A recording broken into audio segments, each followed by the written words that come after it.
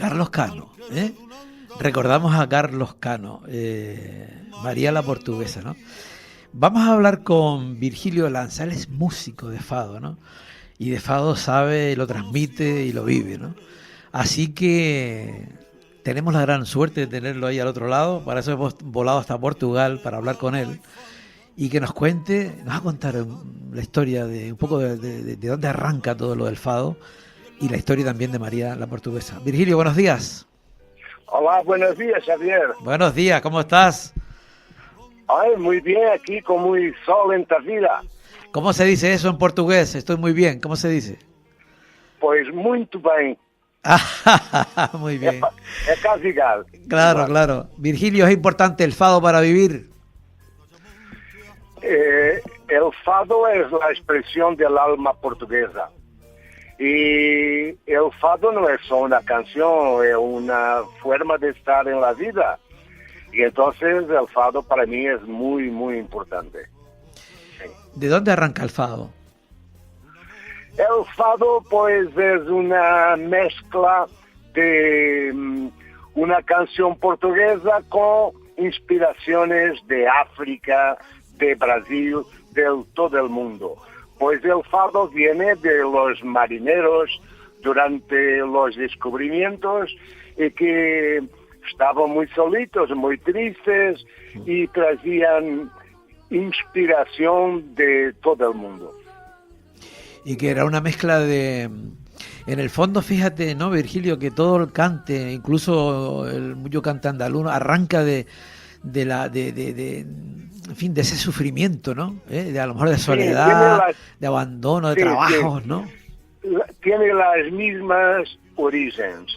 Embora para nosotros oficialmente el fado nació en 1820, que ha sido el año de nacimiento de la primera cantante con muy carisma que se llamaba Severa. Y entonces se decretó que el fado nació en 1820. ¿Es exclusivamente de Portugal o también hay fado digamos, en las colonias que tenía Portugal, en los espacios de Portugal? Sí, mas esencialmente el fado era una música de Lisboa. Ahora en todo Portugal, mas era una música de Lisboa y también tiene su origen en los moros, en un barrio que hay en Lisboa que se llama Moraría. Y cuando Lisboa ha sido conquistada a los moros, esos ficaron prisioneros y sus cantes también tienen mucha influencia en el fado. Hay que ver lo que enriquece las culturas, ¿no? Verdad que sí, verdad que sí. Porque al final pasas la raya y ves tú que de la unión de todo eso ha salido lo que sale, ¿no? O sea, en este caso el fado, ¿no? Increíble. El fado, ¿no? El flamenco, claro. El tango, son músicas que son muy cercanas. Claro, claro. Una cosa, dentro del fado, por ejemplo, ¿qué cantantes ahora mismo? Porque bueno, se hizo famoso también cuando el tema de Eurovisión, ¿no? Con el famoso... con aquel famoso... mas no cantó fado. Los cantantes más famosos ahora serán Marisa, Ana Moura, Carminho, Camané. Tenemos muchos, muy jóvenes y muchos. El fado podemos considerarlo, digamos, no solamente, o sea, hay fado alegre, fado más profundo, hay de todo. Sí, el fado habla del día a día. Y unas veces, pues, estamos alegres, estamos tristes, otras veces muy enamorados, otras veces tenemos celos, y el fado trata de eso todo. Qué bueno. Sé que viviste de cerca la historia o por lo menos habías comentado un poco la historia de María la Portuguesa, ¿no? Yo creo que aquí, por ejemplo, la más conocemos esa historia aquí, en cualquier otro lugar. O sea, realmente se hizo ese tema se hizo universal, yo creo, ¿no? Sí. ¿Cómo fue la historia, Virgilio? Dime. No, digo que nos cuentes un poquito la historia. Pues todo empezó el 5 de enero de 1985.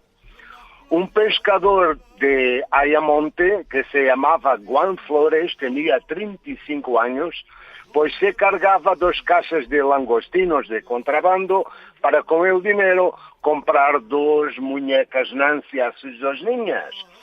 Un guardita portugués que yo conocí muy bien y que había llegado de Angola, le ha dado 2 tiros y lo mató.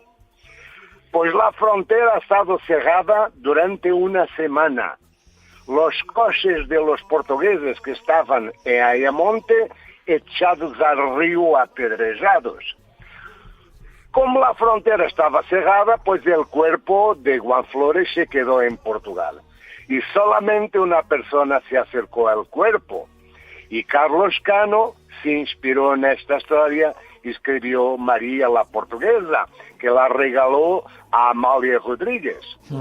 Y hay también una historia muy interesante que Carlos Cano ha venido a Las Angustias, la fiesta de las Angustias, a Ayamonte.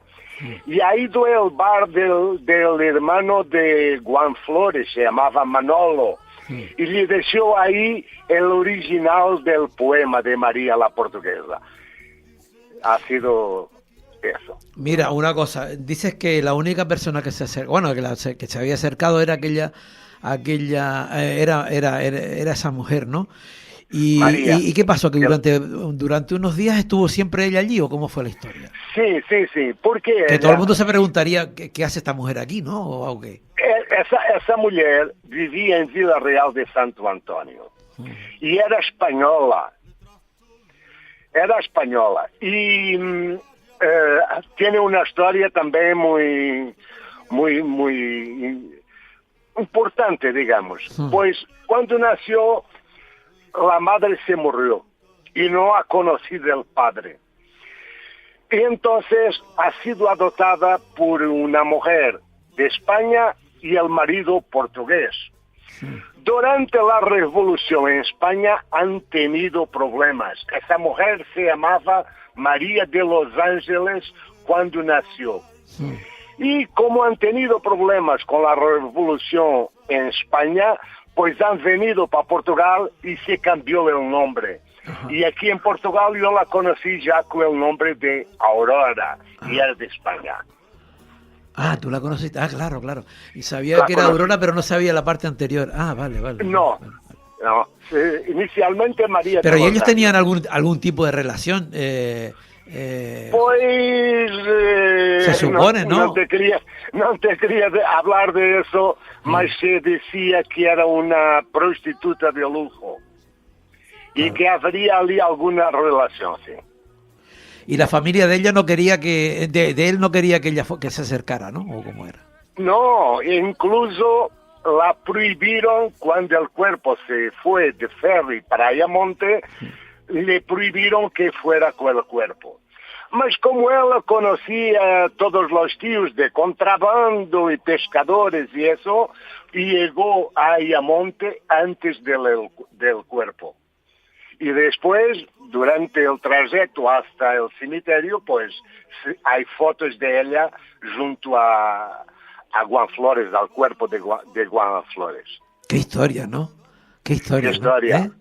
Qué historia, ¿no? Como decía aquel, dice que cada esquina salta el ratón, ¿no? O sea, y una historia que luego te pones a pensarlo, ¿no? Lo que pudo ser, porque tú realmente en ese momento lo viviste, estabas cerca de lo que ocurría. Porque yo soy de Vila Real. Claro. Yo soy de Vila Real, donde era supuestamente la María, la conocí muy bien y ha sido el último conflicto entre Portugal y España.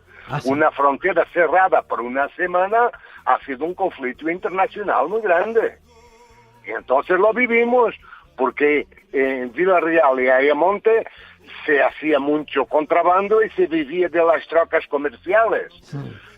Muchos españoles que venían de compras a Vila Real, muchos portugueses a Ayamonte, y con la frontera cerrada, pues ha sido un impacto muy grande. Claro, mira, Virgilio, y la frontera se cierra a raíz del asesinato ¿y cómo es que tarda tanto tiempo en solucionarse la historia para trasladar el cuerpo de un lado al otro del río? Porque la frontera estaba cerrada, la frontera se hacía de ferry y nada pasaba a un lado o a otro. Y es por eso que el cuerpo se quedó en Portugal. Claro. ¿Y tú recuerdas los primeros momentos de la canción en los labios de Carlos Cano, por ejemplo? Sí, yo conozco la canción, más como músico que como cantante. Mas esta canción ha sido tan importante que se ha transformado en un himno de Ayamonte. Ajá. Y durante muchos años ha habido muchas excursiones a visitar los sitios en que se habla en la canción. Ilha Canela, Ayamonte, Villarreal, Faro, todos los nombres de los sitios que se habla en la canción, pues durante muchos años se habló de eso. Hay que ver, digamos que dos países separados realmente por la parte del río. ¿Cómo de luego existe una buena comunicación, digamos, buena relación entre una orilla y la otra? Sí, hermanos somos. Hermanos, ¿no? Hermanos. Yo hablo un poquito de español porque la tele que se veía en mi casa era de España. Claro. Claro. Bueno, y en el otro lado ocurrirá lo mismo, ¿no? Sí. Yo conozco pues España de las pesetas, cuando la peseta valía mitad del escudo, sí. Y después se subió, de cuando íbamos a Ayamonte, todas las personas transportaban café para después venderlo allí y para comprarse los caramelos y esas cosas. Claro. Era así la vida. Claro. Virgilio, tú no te ves porque tú estás tocando, ¿no? Que yo tuve la oportunidad de verte, ¿no? Pero yo sí te veo, sí. O sea, como si yo estoy en la grada mirando, ¿no? Y sí te puedo asegurar que tenías una cara de disfrute cantando y tocando el fado que yo decía, joder, ¿cómo estás disfrutando lo que estás haciendo, sabes? Mas tú sabes, ¿quieres que te cuente un poco de mi vida? Claro. Yo era iba abriendo campo. Dime. Yo era economista, sí. Y también tenía mi oficina de economía y de contabilidad, y era profesor ya en el topo, y lo dejé todo por este proyecto en 2014. Párate un momento, o sea, tú eras profesor, eras economista. Economista, regalé mi oficina a mis empleados, salí del enseño antes del tiempo para este proyecto que has asistido. Qué bueno. Es verdad que sí. Y con el paso del tiempo, o sea, tú lo tenías claro el cambio, que necesitabas ese cambio, otra historia. Sí, cuando se está muy bien es que es el momento de cambiar, no por necesidad. Cuando se está bien hay que hacer cosas nuevas para nos sentirmos vivos. Es que estás diciendo una teoría diferente, porque existe la frase, cuando todo está bien no se cambia nada, pero tú dices que no. Que los cambios hay que hacerlos cuando uno está bien. Verdad que sí. Porque cuando todo está bien tenemos más fuerzas para encarar nuevos proyectos. Es verdad, y de la otra manera estamos hundidos, ¿no? Verdad que sí. Claro. Mira una cosa, ¿y cómo fue esa experiencia? Puede verse interesante esa apuesta que hiciste, ¿no? Y cómo te ha ido, en esa nueva etapa. Muy difícil en los 3 primeros años. Y después hemos tenido el apoyo de algunas agencias y también en España hemos tenido un grande apoyo del periódico El País que nos recomienda y de los programas Los Callejeros aquí de Andalucía y el programa Comanda Actualidad, que son programas con mucha audiencia y pronto. Y tú has visto nuestro proyecto, se hace con alma, se hace con cariño y las personas disfrutan y vienen. Eso seguro, con alma es total, porque se nota, vamos, que lo transmiten de una manera increíble, la verdad, ¿sabes? Gracias, Javier. Sí. Mira, una cosa, hay nueva, por ejemplo, contigo, hay gente nueva savia. ¿Cómo está el fado? ¿Cómo le ves tú un poco el presente ahora y mirando un poco con luz larga? ¿Cómo ves la historia?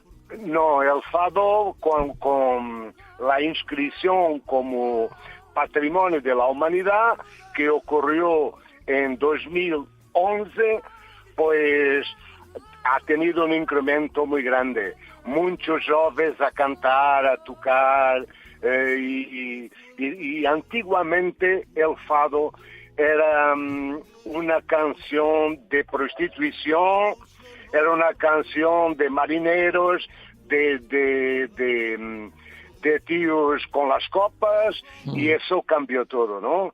Yo soy economista, una de mis cantantes es psicóloga, son personas ahora con otra formación. ¿Tú no crees, Virgilio, que muchas cosas que estaban encasilladas en ese estatus, digamos, ¿no?, que estás comentando, con el paso del tiempo, no solamente ha pasado, por ejemplo, aquí también ha pasado con muchas cosas, no solamente con la música, sino incluso con la gastronomía, con muchas cosas que quizás antes tenían una visión, que siempre lo tenían ahí como esa visión más baja, no sé qué, social, sí. y de repente, pues ha tomado un espíritu y un ascenso increíble, y entonces ahora pues está súper reconocido todo eso, ¿no? ¿Verdad que sí? Son otras personas que vienen y aportan otras cosas. Claro, claro. Y tú dices, contra, y de aquello que era pues de esa música de burdel o no sé qué y tal, ahora resulta que es todo lo contrario. Ya llega gente de otros niveles que coge todo eso y hay una riqueza increíble. ¿Sabes qué yo digo? Que el fado, como el flamenco también, el fado es una música gourmet. Significa que no se puede... Tú has visto que nuestros espectáculos son pequeños. El periódico El País nos dice que llama a nuestro proyecto el Fado Express, porque es pequeño. Mas es pequeño, mas es intenso. No se puede hacer espectáculos muy largos. Tenemos que tratarlo con mucho cuidado. ¿Sabes lo que digo? Que está perfecto, porque y más ahora no es espectáculo largo, es que cualquier cosa que se pase un poco de lo ya pierde, la gente ya no estamos, o sea, todo lo queremos condensado y cuanto menos tiempo mejor. ¿Verdad que sí? ¿Sabes? ¿Verdad que sí? Es verdad. Nosotros sabemos por nosotros que cuando al final de 5 o 6 músicas desconectamos. Entonces es mejor al final de las 5 o 6 músicas terminar. Total. Para que el público no desconecte. Claro, me gustó eso de Grumet, como la defines al fado, fíjate, ¿no? Escucha, sí. ¿Qué pasa de aquel momento inicial que tú dices, ¿no?, a hacer eso? O sea, en ese trayecto es increíble, ¿no? Cómo ha cambiado todo, ¿no? Ha sido muy difícil. Mas yo creí siempre en el proyecto y hoy somos una atracción de Tavira. Te puedo contar que una de las primeras agencias que trabajó con nosotros ha sido TUI. Ajá. TUI, que es una de las mejores del mundo. Sí, sí. Pues TUI ha empezado a trabajar con nosotros porque tenía una excursión sin clientes, 25 personas. Al final de 2-3 años, y lo único que hicieron fue introducir nuestro proyecto, hemos tenido días de 500, 600 personas. Espectáculos continuos en la Iglesia de Misericordia, que con aquel que asististe estaban 202 personas. Pues espectáculos continuos así con esos números. Increíble. Yo sí notaba muchísimo que vamos a ver, entre las diferentes opciones que existen de visitas, etcétera, la visita, yo creo que el 100% de la gente, lo del fado lo tienen claro que sí. O sea, lo demás puedes oscilar, que quieres una cosa, quieres la otra, pero lo del fado, todo el mundo coincide que sí. O sea, que tiene esa raíz perfecta, ¿no? Mañana tendremos, me han confirmado ahora mismo, mañana tendremos 180 personas. Increíble. Pues serán 180 personas, que sean 180 corresponsales para contar, y sí, porque al final es una transmisión oral, ¿no?, de las experiencias. Sí, haremos nuestro mejor para que las personas disfruten. Claro. Virgilio, pues nada, te doy un abrazo muy fuerte desde aquí, desde Canarias. Muy, muy fuerte, y ha sido un placer, y sí, que me encanta Canarias, que me encanta también, y hasta la próxima. Como decía Salvador Allende, que sea más temprano que tarde. ¿Verdad que sí? Un abrazo. Abrazo. Chao, adiós. Bueno, pues nada, dejamos a Virgilio y su mágico mundo del fado, ¿no? Nosotros nos vamos a ir, vamos a dar sí, un poquito de la música del fado para escucharla. Y nosotros vamos a aprovechar para despedirnos, ¿no? Pues toda la gente del equipo del Rompeolas, de Miguel González, que estuvo ahí en la realización del programa, de María Rodríguez, de Asisa Portugués, y quien les habló, de Javier Rodríguez. ¿Qué les digo? Que esperamos 7 días y nos volvemos a encontrar. ¿Dónde? Pues en una nueva edición de este programa del Rompeolas, porque aquí, como siempre les digo, aún se huele el sol. Chao.